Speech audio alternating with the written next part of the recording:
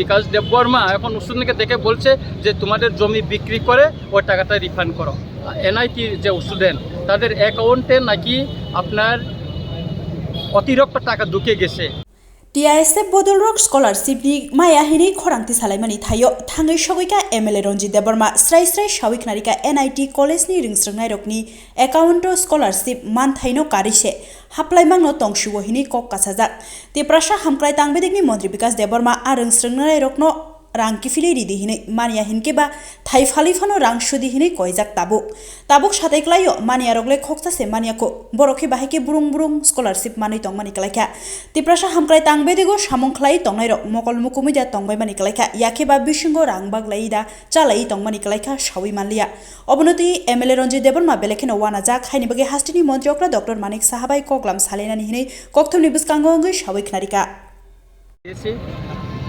TISF student নেতৃত্ব এবং আমাদের যারা বিএড পড়াশোনা করছেন বা অন্যান্য স্টুডেন্টদেরকে নিয়ে আমরা 6 জনে একটা প্রতিনিধি গভর্নর হাউসে গিয়েছি।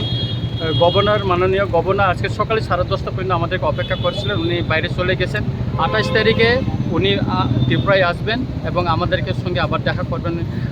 ওনার সেক্রেটারি মিস্টার ইউকে চাকমা উনি কথা দিয়েছেন এবং আজকে আমাদের যে এসটি স্টুডেন্টের যে সমস্যা স্কলারশিপ নিয়ে সেই বিষয়টা আমরা পুঙ্খানুপুঙ্খভাবে আমরা ওনাকে মুখেও বলেছি এবং আমরা মেমোরেন্ডামও দিয়েছি এবং এসটি স্টুডেন্টদেরকে 15 জন এনআইটি যে স্টুডেন্ট তাদের অ্যাকাউন্টে নাকি আপনার অতিরিক্ত টাকা ঢুকে গেছে।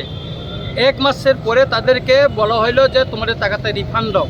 মাননীয় মন্ত্রী ওই দপ্তরের মন্ত্রী বিকাশ দেববর্মা এখন স্টুডেন্টকে দেখে বলছে যে তোমাদের জমি বিক্রি করে ওই টাকাটা রিফান্ড করো। একজন মিনিস্টার এটা বলতে পারে না। ডিপার্টমেন্ট থেকে চিঠি ইস্যু করা হয়েছে, এখানে চিঠিটা এখানে আছে যে ডিপার্টমেন্ট থেকে তাদেরকে মানসিকভাবে টর্চার করার জন্য ডিপার্টমেন্ট থেকে চিঠি ইস্যু করা হয়েছে। এস প্রভু উনি করছিল ওই যে চিঠিটাও এখানে আছে।